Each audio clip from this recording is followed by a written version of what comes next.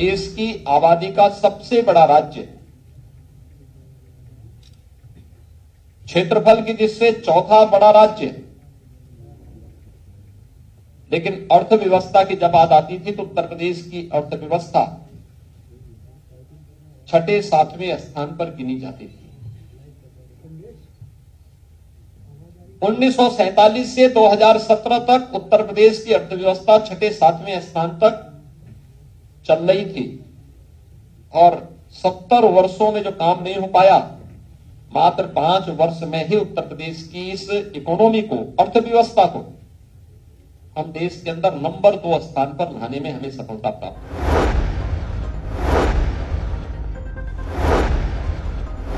उत्तर प्रदेश पहला राज्य है जिसमें पिछले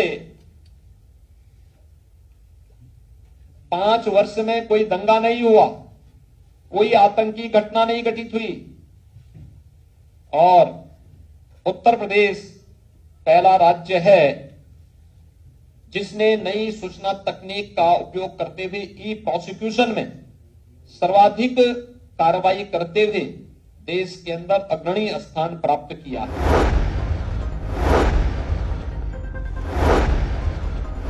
वैश्विक महामारी कोरोना एक चुनौती बनकर के न केवल हमारे सामने बल्कि पूरी दुनिया की मानवता के सामने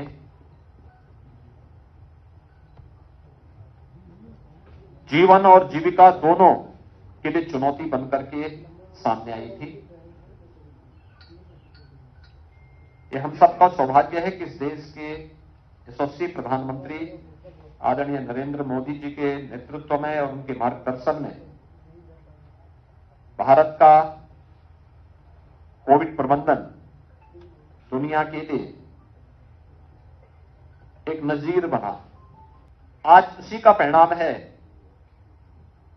कि देश की सबसे बड़ी आबादी का राज्य उत्तर प्रदेश कोविड प्रबंधन में देश के लिए सबसे बेहतरीन परिणाम देने में भी सफल रहा।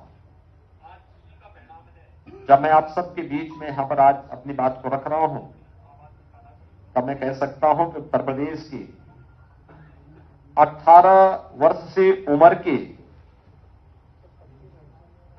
हर व्यक्ति को जो एलिजिबल था, उस हर एक व्यक्ति ने कोविड वैक्सीन की पहली डोज ले ली है।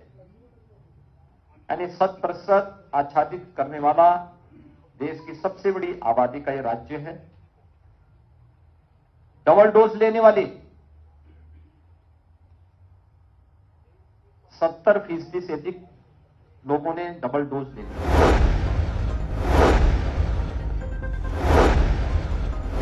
इस उत्तर प्रदेश में पुलिस रिफॉर्म के बाद एक सपना था, कोई तो इस बारे में कोई सोचता ही नहीं था, क्योंकि सत्ता में आने के बाद पुलिस लोगों के लोक कल्याण का और राज्य की छवि को सुधारने का माध्यम नहीं बल्कि व्यक्तिगत स्वार्थों के एजेंडे का हिस्सा हो जाता था और परिणाम सबके सामने है। उत्तर प्रदेश में पुलिस बल में भर्ती नहीं हो पाती थी। लगभग 1.5 लाख पुलिस की भर्ती सफलतापूर्वक उत्तर प्रदेश के अंदर इस दौरान हुई। पारदर्शी तरीके से हुई, कोई भेदभाव नहीं हुआ।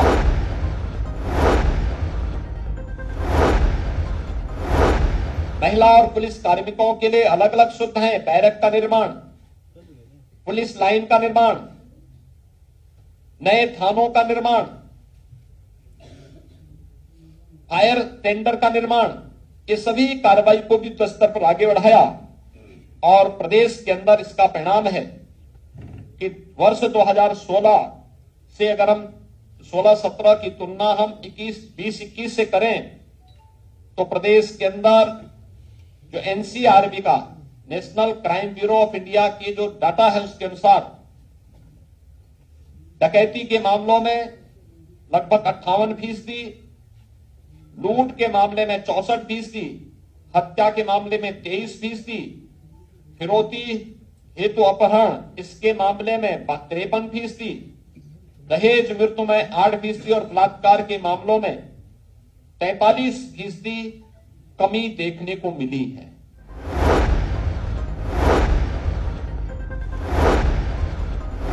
उत्तर प्रदेश आज देश के अंदर निवेश का एक अच्छा गंतव्य बना।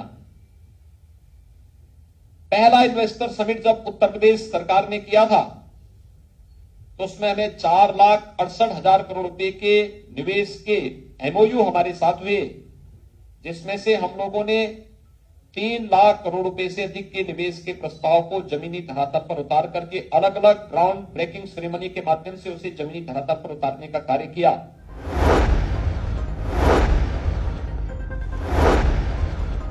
उत्तर प्रदेश में समाजवादी पार्टी और बहुजन समाजवादी पार्टी की सरकार के समय प्रदेश की 29 चीनी मिलें बिकी थी, औने पौने दाम पे बिकी थी।